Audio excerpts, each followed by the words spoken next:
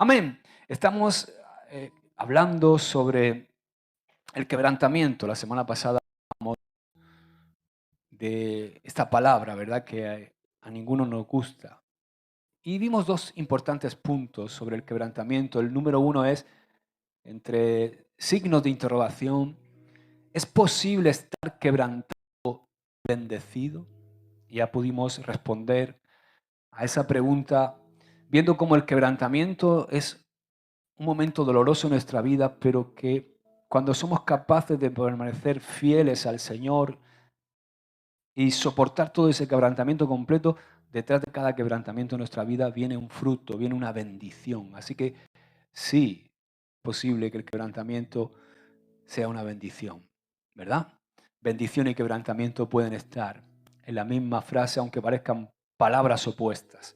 Y también vimos otro punto importante, es que Dios no desea nuestro mal, ¿verdad? Es una de las grandes incógnitas que la humanidad se hace, ¿no? A veces he oído esta afirmación, ¿no? Si Dios es bueno y si Dios nos ama, ¿por qué suceden todas las cosas que suceden en el mundo, ¿no? Pues la semana pasada pudimos no responder todo, pero sí estar meditando, ¿no? En todo esto. El quebrantamiento es algo que eh, pues hace que afloren un montón de preguntas en nuestra vida. Y quiero empezar hoy dándote una palabra. El Señor me ha dado instrucciones de que os dé una palabra de ánimo cada vez que empecemos una enseñanza sobre el quebrantamiento. No sé cuántas van a ser, esta es la segunda, pero Dios quiere que antes de entrar a seguir aprendiendo sobre el quebrantamiento, escuches esta palabra. Es una palabra del corazón de Dios para ti y para mí. Así que quiero que la anotes, que la subrayes en tu Biblia y si puedes, si tienes redes sociales, quiero que la publiques. Que no solamente te la quedes para ti, sino que bendigas a más gente con esta palabra. Se encuentra en Isaías 41, si tienes Instagram, si tienes Facebook, no sé, sube este versículo. Si no temas, ¿qué dice? ¿Cuántos temen aquí? A veces hay que ser sincero, a veces tememos, ¿verdad? Tenemos incertidumbre, el temor viene fácil a nuestra vida. Dice, no temas porque yo estoy contigo. ¿Quién está con nosotros? El Señor. No desmayes porque yo soy tu Dios que te esfuerzo. Siempre te ayudaré, siempre te sustentaré con la diestra de mi justicia. Aleluya. Amén. Esta es para ti, es para mí y para todos aquellos que la agarren con fe. El Señor te dice hoy que no temas, que Él está contigo, que no desmayes porque Él es tu Dios que te esfuerza. Que te esfuerza.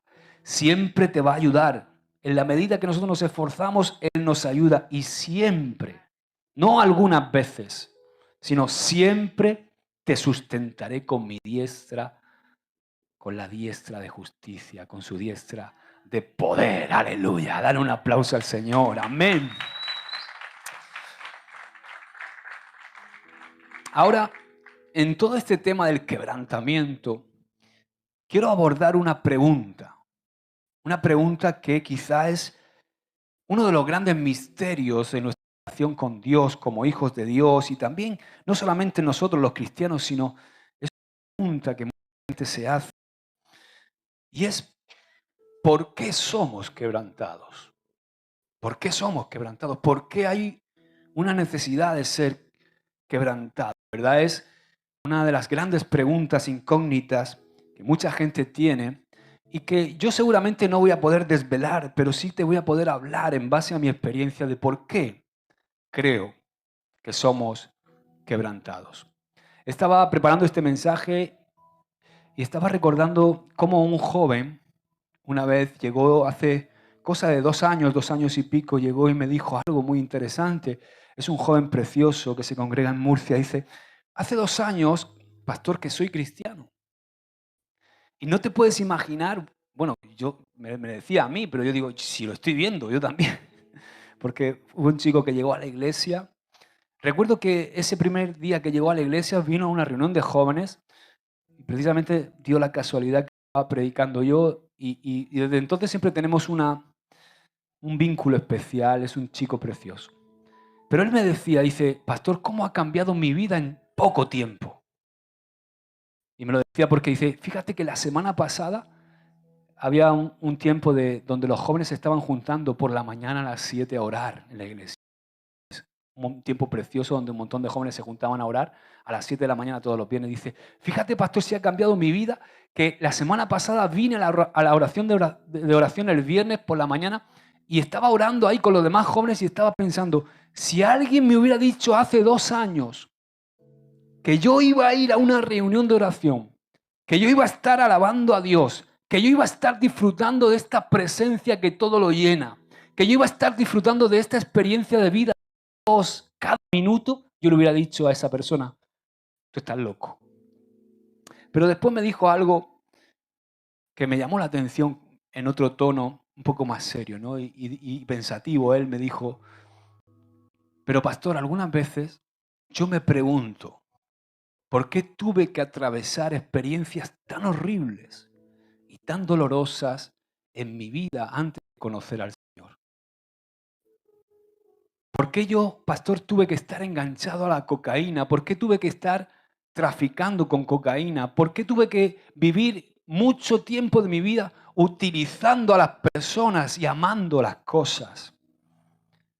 ¿Por qué tuve que pasar por experiencias que me metieron en problemas con la ley? Estuve cerca de entrar en prisión, incluso justo cuando el Señor acudió a mi rescate, esa semana estuve a punto con mi arma de ir a matar a una persona. Entonces me hubiera gustado, pastor, que Dios me salvase mucho antes. ¿Por qué he tenido que pasar por todo esto? Y en ese momento es como que el Señor me iluminó y dije, hijo, puede ser que había algo en ti que debía morir antes de que tú pudieras vivir la vida que Dios tenía para ti. Y en ese momento como se le abrieron los ojos y dice, es verdad, pastor. O sea, yo no estaba preparado para lo que yo llamaba la buena vida, entre comillas. Hasta hace 2 años yo pensaba que yo tenía una gran vida. Pero ahora me doy cuenta lo terrible que era mi vida y hacia dónde me estaba llevando esa vida. Ahora, esta conversación que recordaba con este joven, muchos quizás sabéis quién es, sobre todo Aarón, me lleva a la siguiente reflexión. Y es que antes de que cualquiera de nosotros pueda ir completamente de la manera que Dios quiere, debe morir al deseo de controlar su propia vida. Debe morir al deseo de vivir de acuerdo con sus propios planes y con su propia voluntad.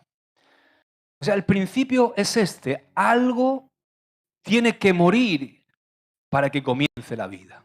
Parece ilógico, no parece lógico esto, ¿verdad? Pero la realidad es que en Dios algo tiene que morir para que comience la vida. Vamos a la Biblia. Un pasaje importante de las Escrituras acerca del quebrantamiento entra en Juan capítulo 12, verso 24 y 25.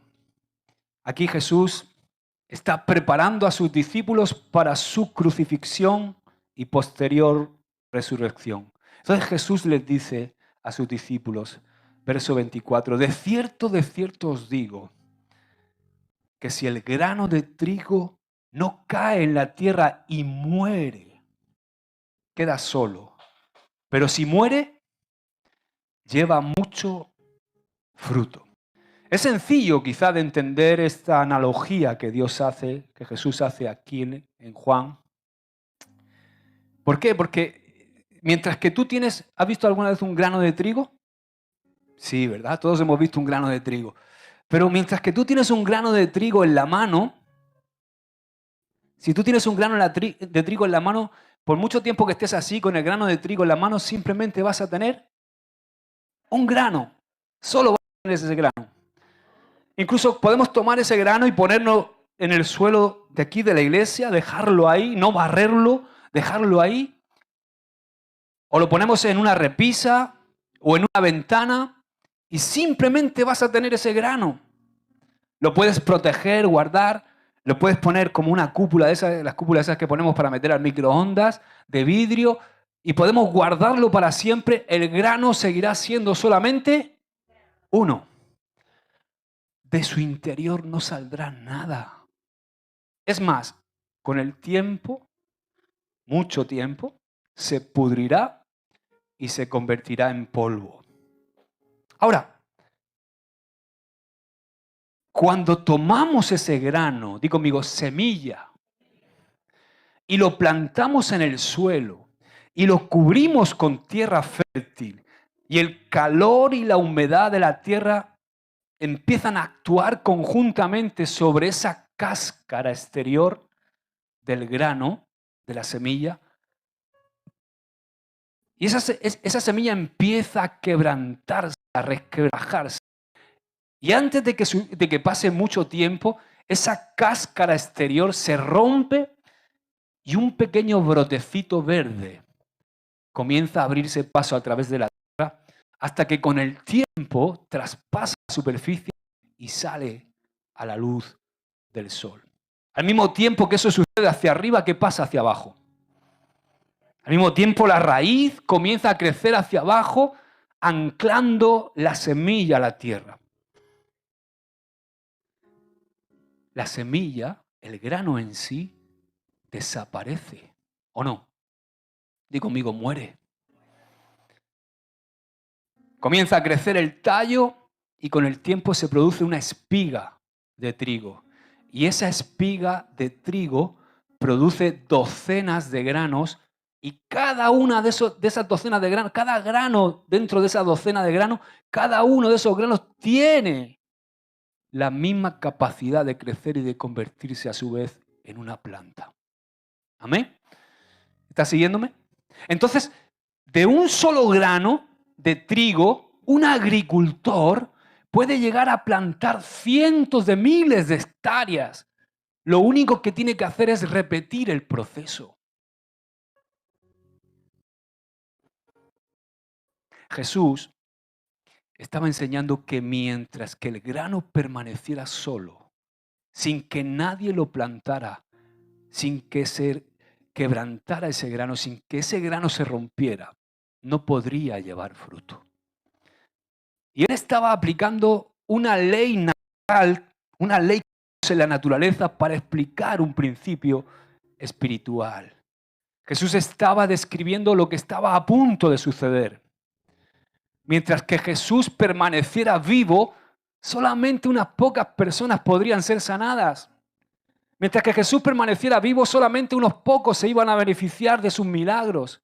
Mientras que Jesús permaneciera vivo, solamente unas pocas personas se volverían a Dios a través de sus enseñanzas, a través de su predicación. Y lo peor, mientras que Jesús siguiera vivo, seguiríamos sin poder recibir el perdón y la redención. No podríamos acceder a la salvación. O sea, para que la vida de Jesús se pudiera extender y se pudiera multiplicar, Jesús tenía que morir. Una vez muerto y resucitado, la vida de Jesús, su vida, se pudo multiplicar millones de veces, tal como ha sucedido a través de los siglos. Amén. Todos los que hemos aceptado a Jesús como nuestro Salvador y todos los que hemos sido perdonados de nuestros pecados, tenemos nuestro nombre escrito en el libro de la vida del Cordero. Porque Él, Jesucristo, estuvo dispuesto a morir. Si no, sería así. Y al mismo tiempo, Él, Jesús, nos llama a cada uno de nosotros a tomar nuestra cruz. ¿Cuántos quieren tomar su cruz? No tomar la cruz de Cristo, porque Cristo ya tomó su cruz. Dile al que tienes al lado, tú tienes que tomar la tuya. Cada uno de nosotros tenemos que tomar nuestra cruz. ¿Qué es tomar la cruz? Es morir con sacrificio a nosotros mismos y entregarnos a su causa. Ese es el verdadero significado de tomar la cruz. A veces hemos escuchado, ¡ay, qué cruz, este hijo mío! ¡Ay, qué cruz, mi marido! ¡Ay, qué cruz, mi suegro, mi suegra! ¿Verdad? No. Tomar la cruz es morir nuestros deseos con sacrificio, porque cuesta o no cuesta, y entregarnos a la causa de nuestro Señor. ¿Por qué, Josué? ¿O para qué, mejor dicho? Para que podamos vivir para Él y de acuerdo a sus propósitos, al propósito por el cual Él nos creó. Era el capítulo 12 de Juan, porque sigue diciendo, ¿no? Jesús prosigue diciendo, dice, el que ama su vida, verso 25, que ama su vida, la perderá. Y el que aborrece su vida en este, ¿dónde? Para la guardará. ¡Wow! Va dura la cosa, ¿eh? Hoy a lo mejor podemos decir, ay, ay, ay. Pero debemos estar dispuestos a morir a nuestros afectos, a morir a nuestros sueños de grandilocuencia o nuestros propios sueños, a morir a esos deseos que tenemos, quizá a morir a ambiciones y objetivos. Y luego debemos estar totalmente dispuestos a que el Señor Jesucristo obre como Él quiere en nuestra vida. Porque solamente así vamos a poder conocer verdaderamente la vida al máximo. Años y años he tratado de vivir mi vida, mi testimonio, de alcanzar mis sueños, mis propias metas. Y todo eso ha creado un vacío en mi vida que dejó mi vida seca, sin rumbo, sin dirección, sin propósito, hasta el extremo de no querer seguir viviendo. Y sabes, uno de mis problemas no era que yo no quería vivir, que no conocía. Y ese es el gran problema del suicidio. Los jóvenes, cuando ven las cifras, son impresionantes de suicidio. Es impresionante que gente que está empezando a vivir no quiere vivir. Pero yo creo que es un error pensar que no quieren vivir. El problema es que no saben vivir, que no conocen la vida. Porque solamente cuando nosotros entregamos nuestra vida a Jesús podemos experimentar la vida al máximo. Podemos realizar plenamente nuestro propósito en la vida, encontramos nuestra identidad, encontramos la esencia de lo que somos, encontramos nuestro destino, encontramos nuestro propósito. Y eso nos llena de plenitud. Debemos morir a nosotros mismos para obtener más de nosotros mismos y vivir no solamente en plenitud en esta tierra, sino vivir eternamente. Debemos quebrar nuestro intenso amor hacia nosotros mismos si queremos permitir que el amor de Dios nos envuelva y nos llene de tal manera que llene nuestra vida de propósito, de esencia, de lo que verdaderamente es importante. Quiero mencionar otros pasajes de la Escritura que hacen eco de esta misma enseñanza, esta enseñanza de que al aferrarnos a nuestro propio deseo y a nuestra propia voluntad, perdemos. La que tienes a la pierdes.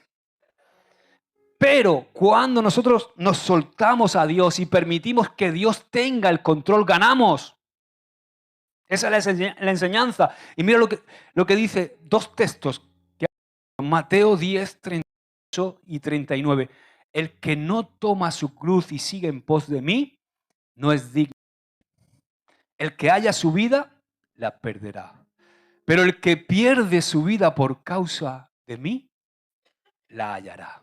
Y dice Mateo 16, 24 al 26, dice, entonces Jesús dijo a sus discípulos, si alguno quiere venir en pos de mí, niéguese a sí mismo, tome su cruz y sígame. Porque el que quiera salvar su vida, la perderá. Y todo el que pierda su vida por causa de mí, la hallará. Porque ¿qué aprovechará al hombre si ganare todo el mundo y perdiere su alma? ¿O qué recompensa dará el hombre por su alma? Wow. Tal vez nos podemos preguntar, ¿por qué Dios requiere que algo tenga que morir para poder vivir? Bueno, estas son las grandes preguntas, ¿no? La explicación de las razones de por qué Dios tiene que o quiere que algo muera para que pueda vivir, solamente pertenecen a su conocimiento, son misterios. Pero podemos ver este principio en toda la creación, ver cómo se cumple este principio en toda la creación.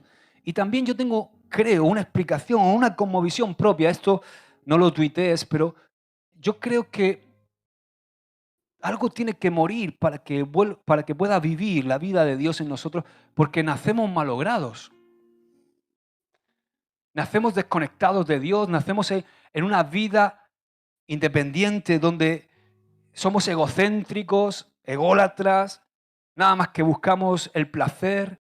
Entonces, somos malas personas. Aún la gente que parece buena es egoísta.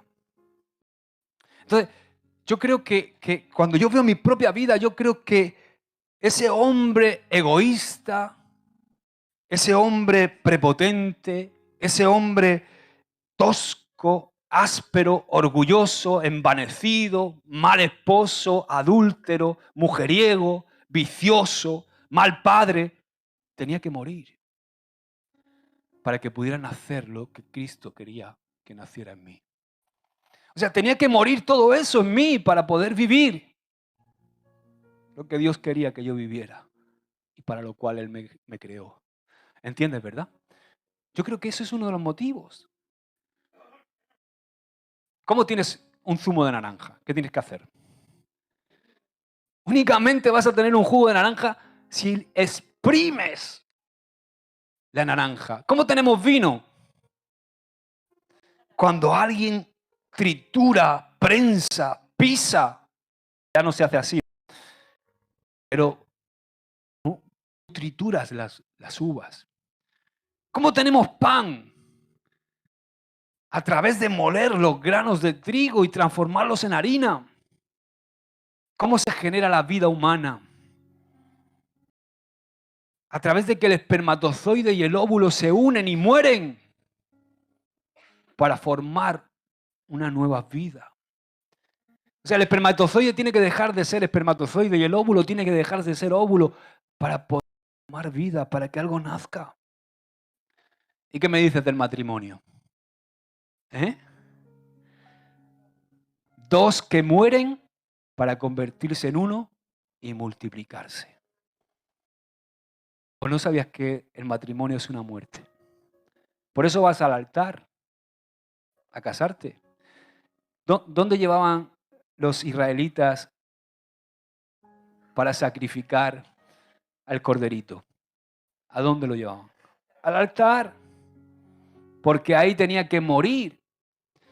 Por eso las bodas son en el altar. Porque es una muerte. Yo muero a mi propia forma de vivir. Muero a mi ego para ser uno con mi esposa. ¿Amén? Y la esposa. ¿Ha visto más nota la esposa, no?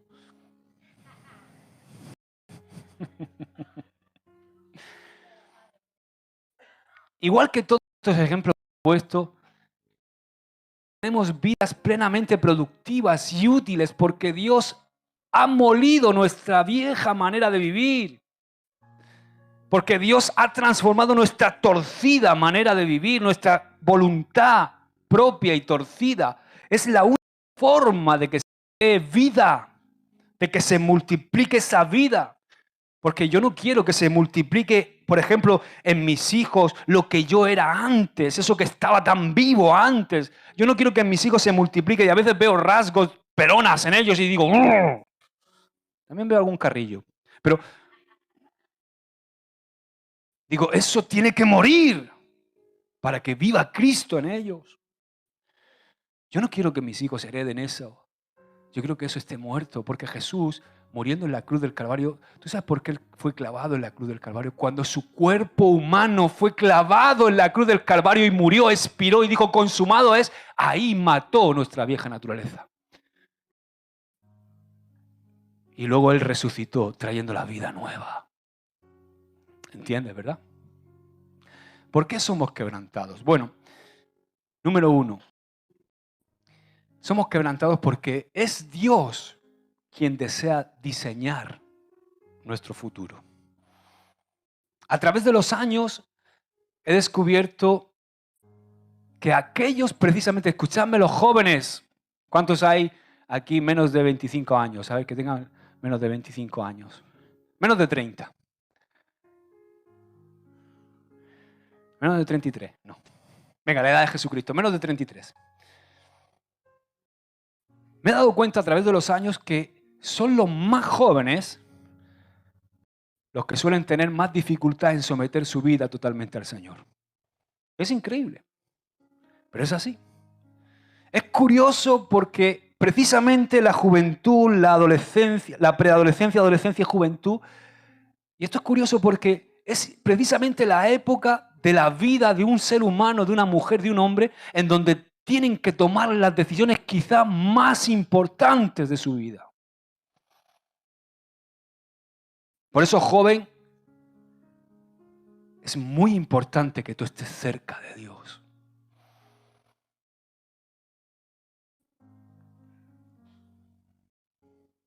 Esto suele pasar con los más jóvenes, ¿sabes por qué? Porque, bueno, hablo por experiencia propia, porque yo también fui un joven cristiano.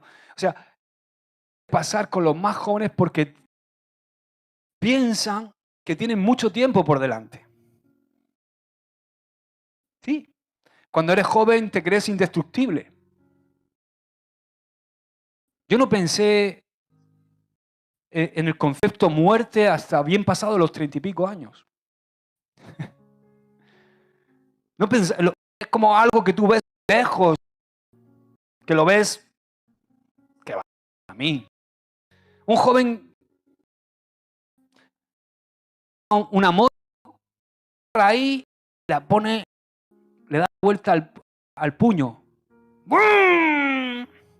Porque no tiene sentido de peligro, no ve la muerte.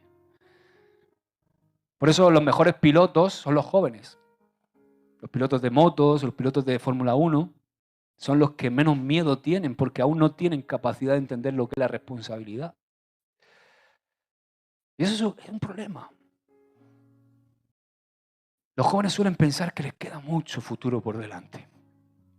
Que tienen incluso un mundo, y más en este mundo y en esta sociedad donde vivimos, un mundo que está lleno de oportunidades ilimitadas, que con su celular pueden llegar a ver cualquier cosa, acceder a cualquier cosa.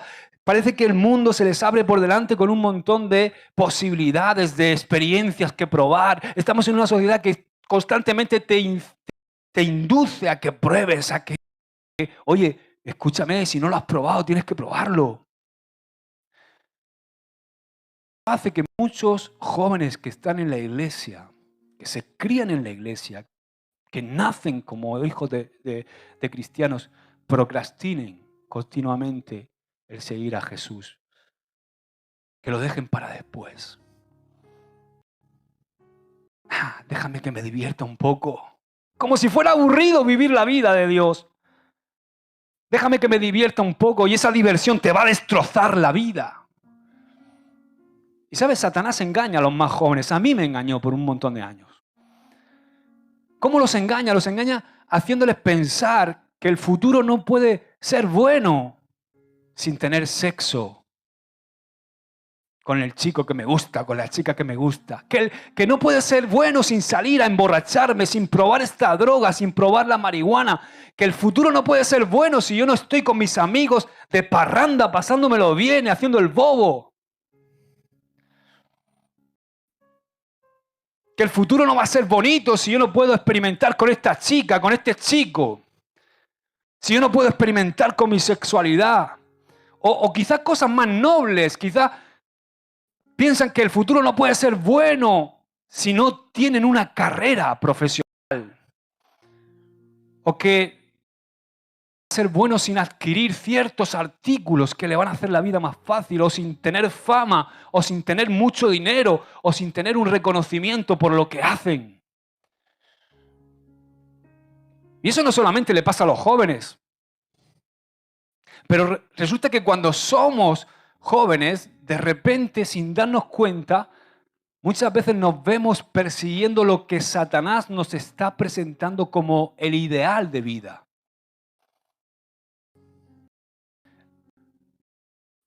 ¿Tú crees que el ideal de vida que te plantea esta sociedad es el ideal?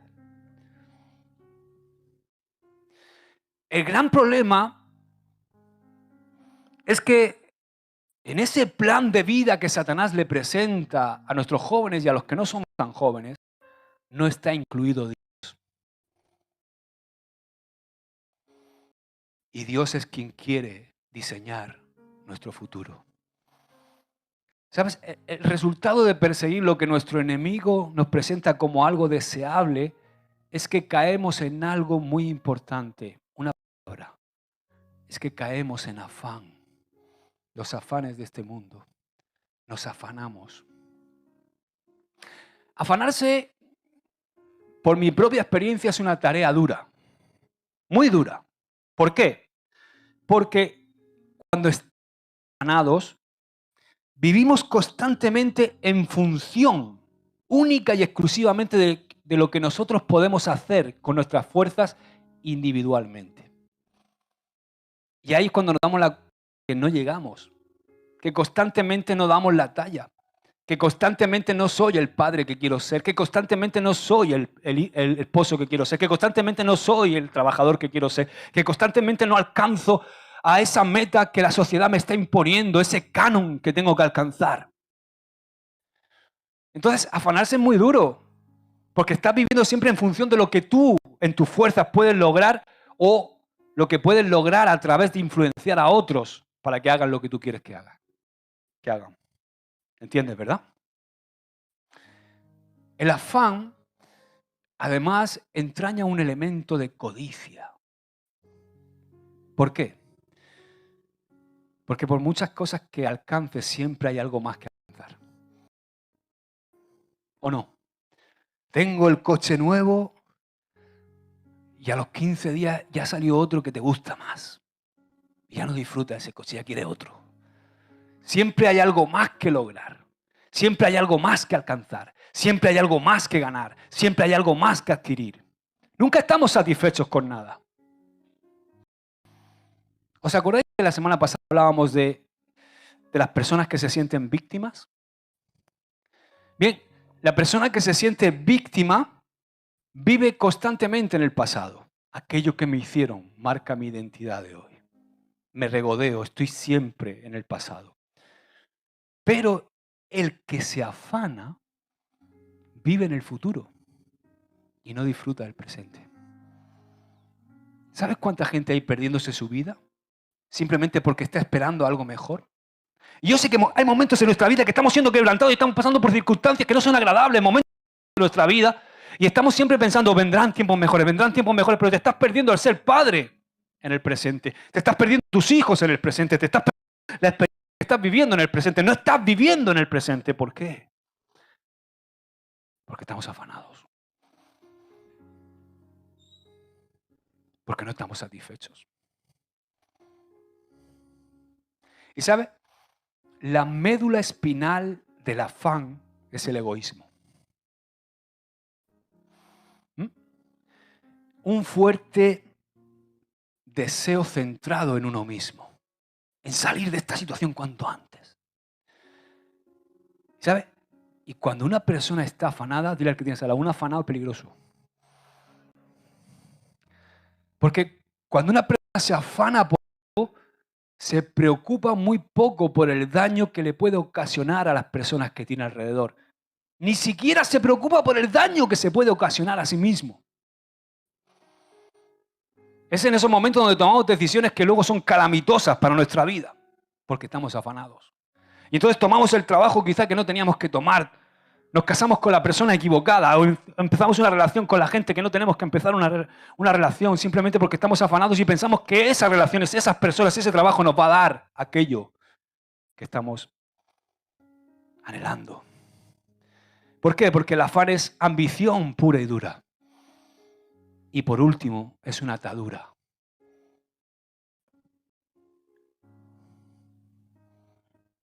Por eso Jesús dijo, no os afanéis.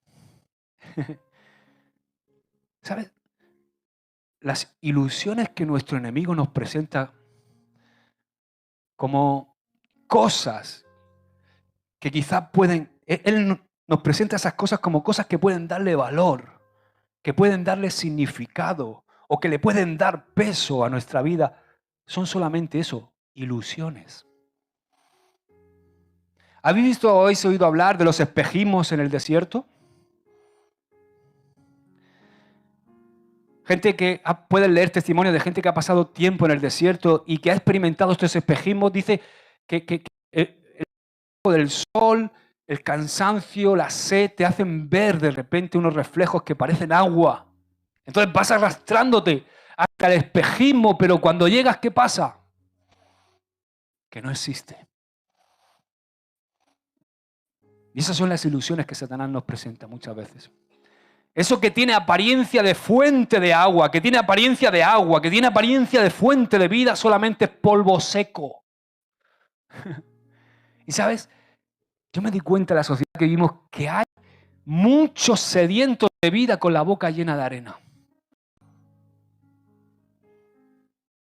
Intentando vivir en oasis o vivir o alcanzar oasis en la vida que piensan ellos que les va a satisfacer y que les va a quitar la sed de la verdadera y auténtica vida. Pero resulta que cuando se vienen a dar cuenta tienen la boca llena de arena. ¿Tú te imaginas? ¿Alguna vez se te ha metido la arena de la playa en la boca? ¿Cuáles son los oasis de la vida?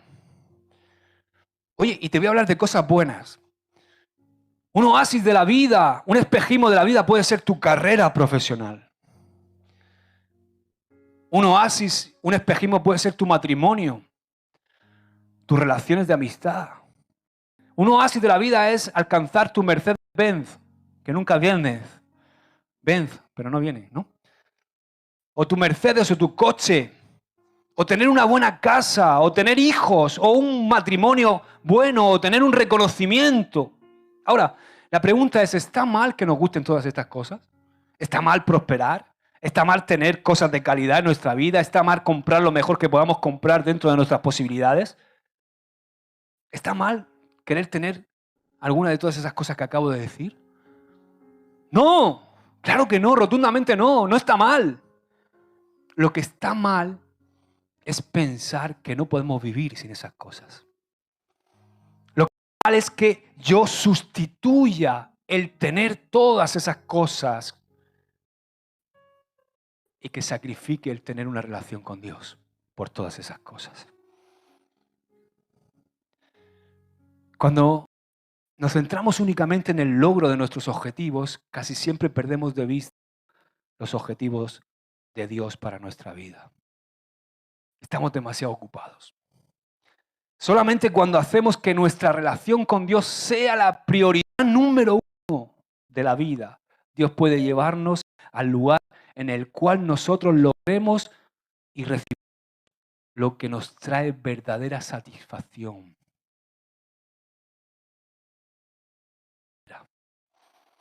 Y esto te lo digo por experiencia. Estar en el centro de la voluntad de Dios. Recuerdo un joven, hace 7 años, 8 años, que llegó a la iglesia, 8 o 9 años ya. Y tuvimos que aconsejar y ministrar. Este joven llegó muy acongojado, tocado por el Espíritu Santo. Tuvo que dejar la relación con su novia de hacía unos años. Y él estaba enamorado de esta chica y la chica también estaba enamorada de él y habían hecho planes de futuro. Pero él se dio cuenta que durante su relación con esta chica tomó ciertas decisiones en base a ella. Porque ¿cuántos saben que dime con quién andas y te diré quién eres, ¿no? Al final te influencia. Cambió incluso de trabajo, cambió de forma de vestir, cambió de amigos, cambió entre comillas de Dios porque se alejó de Dios. Y cuando Dios lo toca, él toma la decisión de terminar su relación, pero estaba hecho polvo, estaba herido. Entonces un día, hablando con él me admitió que había comenzado a planear su vida alrededor de lo que su novia deseaba. Y en ese momento le dije, nene, ¿alguna vez te pidió Dios que hicieras todos esos cambios en tu vida? Dice, ni siquiera le consulté al Señor en ninguno de esos cambios. Y estaba arrepentido, digo, bien, tranquilo, te equivocaste, pero ahora puedes hacerlo bien. Ahora puedes comenzar, en lugar de por tus propios deseos y anhelos, comenzar por Dios. Preguntarle qué Él desea para tu vida. No podéis imaginaros cómo ha cambiado la vida de ese joven.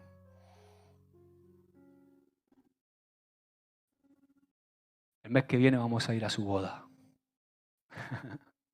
Amén. Así que todas las cosas que el enemigo nos presenta, no solo como deseables, sino también como necesarias, que parece que, esto es que es imprescindible en mi vida, que parece que es imprescindible para darnos identidad, todo eso son engaños. O sea, la intención del enemigo no es vernos bendecidos. La intención del enemigo al traerte ese perico de los palotes, guapo, gallardo, o esa mujer, o al traerte ese trabajo que te va a sacar de la voluntad de Dios, la intención de Satanás no es bendecirte, es destruir tu vida, es provocar tu perdición, es abortar el propósito de Dios en tu vida. Es que tú no puedas cumplir. ¿Y sabes? La mayor tragedia dentro de la iglesia no es gente que no va al cielo, es gente que no cumple el propósito por el cual Dios los salvó. Ya no se trata solo de salvación, de aceptar al Señor como Salvador y decir, Señor, creo en Jesucristo, creo que Él es el que murió en la cruz, resucitó y por Él tengo vida eterna. Te acepto como mi Señor y Salvador. Eso está bien. Pero Satanás ya, una vez que tú has recibido al Señor, Él trabaja en tu vida no para quitarte la salvación, sino para que no cumplas el propósito. Y entonces te trae un montón de seducciones, de desvíos, de tentaciones, cosas que van a desviarte y que van a desviar tu atención de lo que Él quiere hacer con tu vida. Si existe en nuestra vida cualquier cosa que nos haga pensar que no podemos vivir sin ella, di conmigo, alarma, alarma. Es que si mi marido se muere, yo me muero. Yo no puedo vivir sin esa mujer. Por el amor de una mujer, ¿no? Puedo vivir sin ese trabajo. Si dejo de ser profesor en la universidad, me muero porque ahí está mi identidad. Si dejo de hacer esto, yo no puedo vivir sin esto. No puedo vivir sin esta adicción, no puedo vivir sin esto. Digo, amigo, alarma. En ese momento tenemos que volver a evaluar nuestra relación con Dios y echar una mirada a nuestras prioridades para poder ordenar nuestras prioridades. Mateo 6, 31 al 33, Jesús nos enseñó algo muy claro. Dice, no os afanéis, pues, diciendo, ¿qué comeremos? ¿O qué beberemos? ¿O qué vestiremos? Porque los gentiles, los que no conocen a Dios, buscan todas esas cosas. Pero vuestro Padre Celestial sabe que tenéis necesidad de todas estas cosas. ¿Qué es lo que sabe nuestro Padre Celestial? Él conoce todas nuestras necesidades. Y termina diciendo, mas buscad primeramente el reino de Dios y su justicia. Y casi todas las cosas. No dice casi todas las cosas. Dice, y todas estas cosas os serán añadidas. Amén. Dios sabe perfectamente lo que necesitamos. Incluso mejor que tú mismo. Él sabe perfectamente lo que yo necesito mejor que yo mismo. Alguna vez he dicho, Señor, ¿por qué me has dado esta mujer? 23 años. Y me dice, porque yo sé lo que tú necesitas. Yo lo sé mejor que tú. ¿Por qué tengo estos hijos cabezones? ¿Por qué tengo este suegro, esta suegra? Porque Dios sabe lo que necesitamos. Mejor que nosotros mismos. Y sabes, también sabe la cantidad que necesitamos. Sabe lo que necesitamos y la cantidad. Son 46 años. Sí, 46 años los que tengo y aún soy joven. Hay gente con mucha más experiencia que yo y que puede hablar con más peso de esto, pero ya me doy cuenta que podemos vivir con muy poco.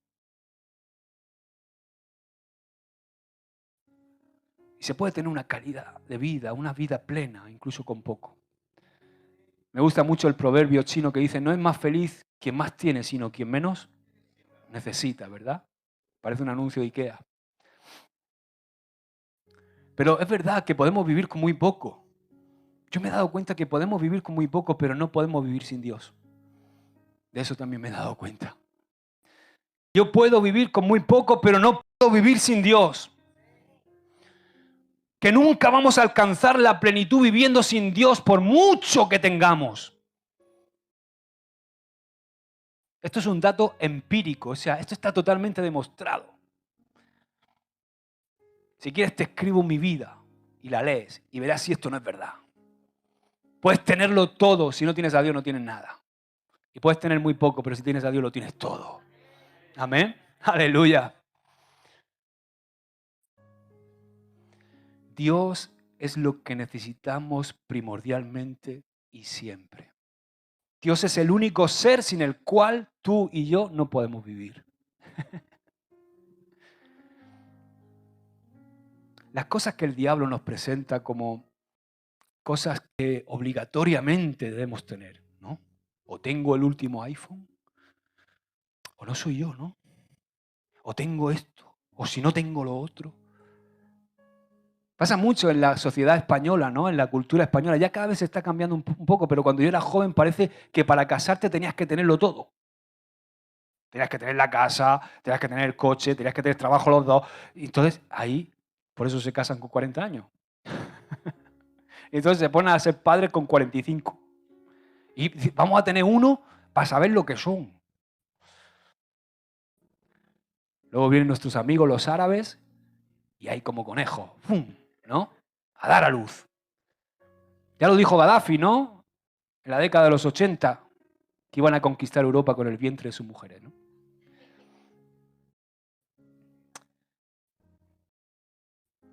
Pero a veces las cosas que el diablo nos presenta, como esas cosas que parece que obligatoriamente debemos tener, si te das cuenta son cosas pasajeras y temporales.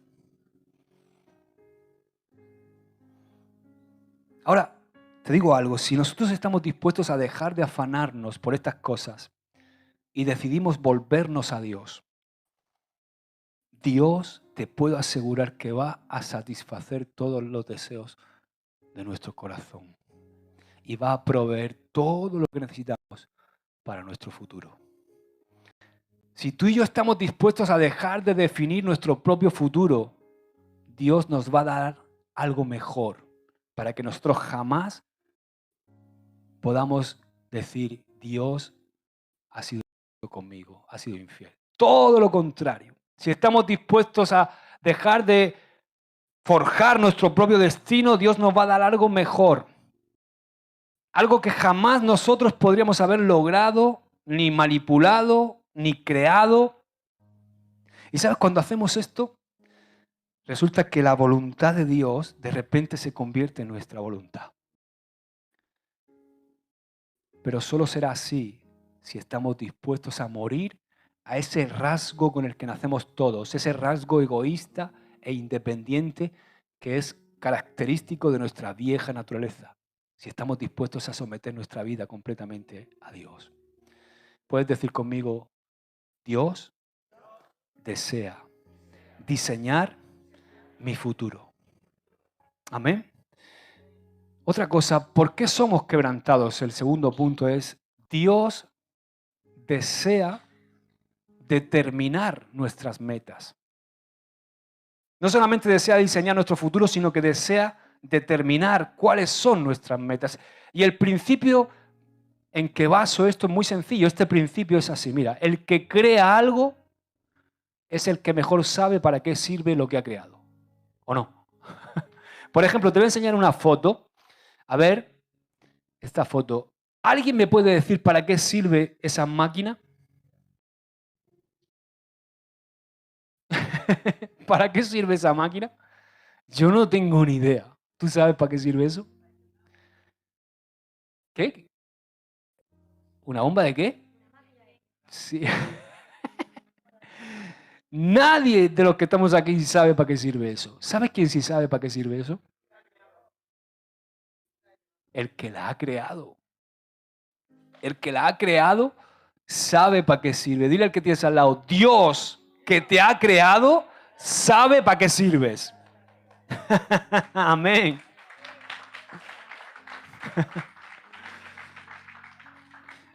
Hace año y medio, aproximadamente, no sé, más o menos, un año y medio, una chica, después de una reunión de jóvenes, vino a preguntarme algo muy interesante. Me gustó mucho su reflexión. Después de escucharme ministrar, estaba hablando sobre todo esto, un poquito sobre todo esto, sobre el propósito, sobre cómo Dios quiere que vivamos un día a la vez. Entonces, ella escuchó con atención, pero se ve que no captó todo, ¿no? Pero es bueno porque cuando no captas todo, vienes y preguntas. Entonces, ella me dijo, pastor, ¿está mal que yo establezca metas en mi vida? Porque oyéndote predicar me ha parecido entender que tenemos que ir día a día, confiando en Dios, sin tener ninguna clase de planes o sin establecernos metas. Y le dije, hija, no me has entendido bien o yo no me he explicado bien. No está mal establecerse metas. Debemos tenerlas. O sea, lo peor que le puede pasar a un joven o a cualquier persona en el mundo es no tener una meta. No apuntar hacia algo. Porque cuando no apuntamos hacia algo somos como llevados por el viento de un lado para otro, pero es necesario, el ser humano necesita tener metas, apuntar hacia algo, lo necesitamos. Claro que tienes que tener metas, hija. El problema y lo que yo te he querido transmitir es que vas a tener muchos problemas en tu vida si estableces tus metas sin preguntarle a Dios cuáles son sus metas para ti. ¿Entiendes? Porque Él es tu creador. Él sabe por qué te creó y para qué te creó. Así que siempre tenemos que establecer, le dije, siempre tienes que establecer tus metas y tus objetivos en constante oración, preguntándole a Dios, Señor, ¿qué quieres que yo sea? ¿Qué quieres que yo haga? ¿Qué quieres que yo diga? Nuestra oración debe ser la misma que Jesús hizo en el momento más difícil de su ministerio, en el huerto del Getsemaní. No sea como yo quiero, sino como tú quieres, Padre. Amén. Di conmigo, Dios desea determinar mis metas. Ahora, lo último, ¿por qué somos quebrantados? Bueno, el último punto es porque somos hechura suya. Somos hechura de Cristo. Dice ese versículo famoso de Efesios que somos, la palabra original en griego es el poema de Dios. De la palabra poema se deriva la palabra poema. La nueva traducción viviente lo traduce como somos la obra maestra de Dios. Dile que tienes al lado, tú eres un poema de Dios. Cuidado, porque aquí con el acento aguileño puede parecer, esto era un problema, un problema. No eres un problema, eres un poema. No eres un problema de Dios, ¿no? Eres un poema. Ahora, ¿quién es el responsable de nuestros logros y éxitos en la vida? ¿Quién es? ¿Consideramos que somos nosotros los responsables de lo que nos va bien? A veces pasa así. Muchas veces somos tan egocéntricos que pensamos que nosotros somos los responsables de nuestros éxitos y que Dios Es ese Dios huraño, tacaño, malhumorado, que permite nuestros fracasos. Pero no es así, porque acabamos de leer que somos hechura suya. Entonces, ¿consideramos que nosotros somos los responsables de nuestro éxito? ¿O por el contrario, vivimos de tal manera que descansamos en Dios para que Dios viva su vida a través de nosotros y para que Él nos transforme de tal manera que Dios pueda usarnos para su propósito? ¿Cómo vivimos? Porque son dos perspectivas muy diferentes, ¿verdad? Difícilmente nos vamos a rendir fácilmente al quebrantamiento si creemos que tenemos nuestro propio destino en nuestras manos. Voy a sentarme a disfrutar de todo lo que he logrado, dice necio. Esta noche vienen a por tu vida. Ahora, las personas sabias enfrentan la realidad de que Dios merece y también quiere el derecho y el control de todo lo que somos. Dios tiene la autoridad de expresar su vida a través de mí, a través de ti. Él tiene la autoridad de expresar su vida a través de nuestros labios, de nuestros ojos, de nuestras manos, de nuestros pies, de nuestros cuerpos, de nuestros pensamientos, de nuestras emociones. Y hacerlo de tal manera que podamos ser expresiones vivas de su amor. Y hacerlo como Dios elija. Estoy hablando de los que somos hechura suya, ¿entiendes, verdad? Porque aquí todos hemos aceptado al Señor, ¿no? O sea, no solamente tenemos que reflejar a Cristo, que eso es algo que se nos llena la boca y lo decimos muy a menudo. Tenemos que reflejar a Cristo. Como siempre dicen, la iglesia tiene que ser la luna, ¿no? Porque la luna refleja el sol y Dios es el sol de justicia. Y nosotros tenemos que reflejar a Cristo. No solamente tenemos que reflejar a Cristo, sino que tenemos que ser expresiones vivas de la vida de Cristo en este mundo. Eso es lo que nos va a conectar con la sociedad que necesita a Cristo. La Biblia nos dice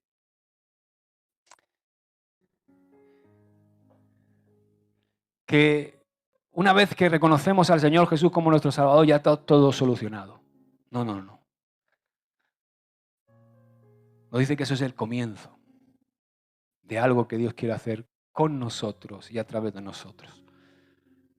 Y también nos dice que una vez que reconocemos a Jesucristo como Salvador, ya no nos pertenecemos a nosotros mismos. ¿Entiendes ese versículo?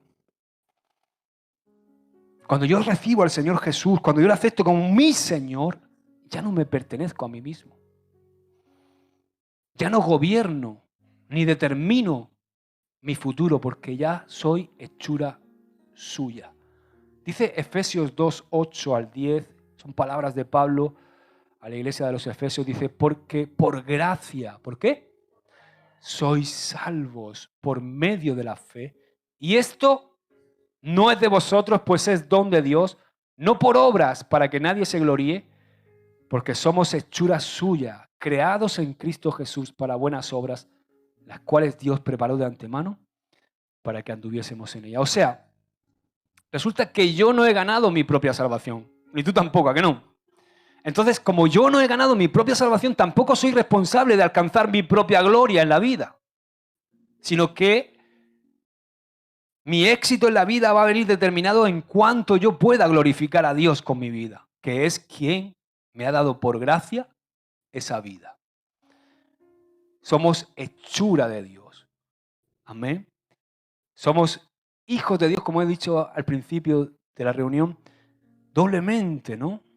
Hijos porque Él nos ha creado, hijos porque Él nos ha salvado y nos ha adoptado. Así que Dios es quien nos guía, es Dios quien nos dirige hacia las buenas obras que debemos hacer para Él.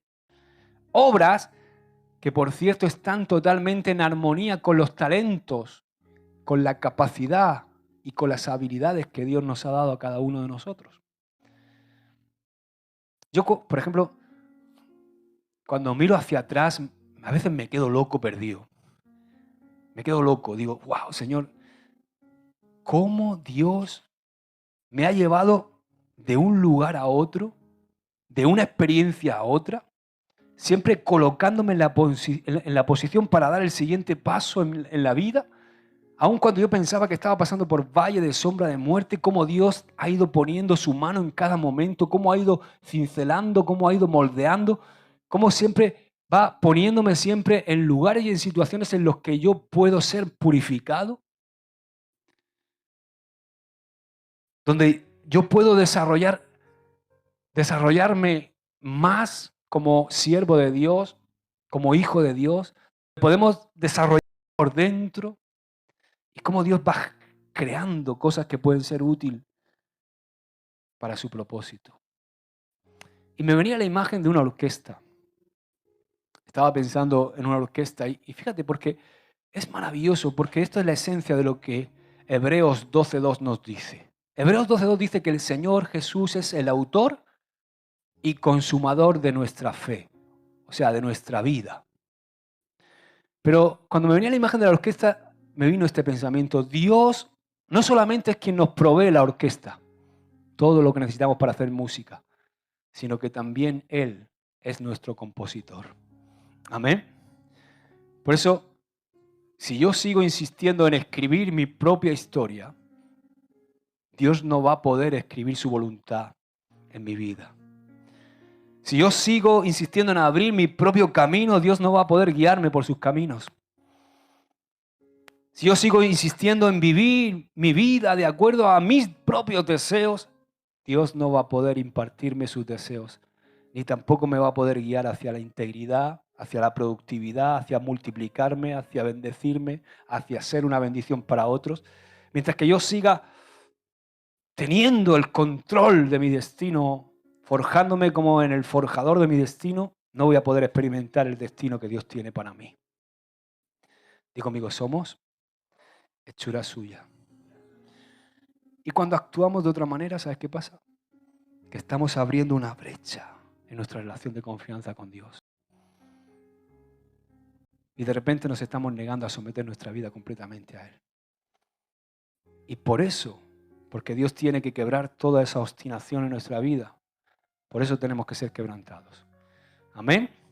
Tenemos que ser quebrantados porque Dios desea diseñar nuestro futuro, porque Dios desea determinar nuestras metas y porque somos hechura suya.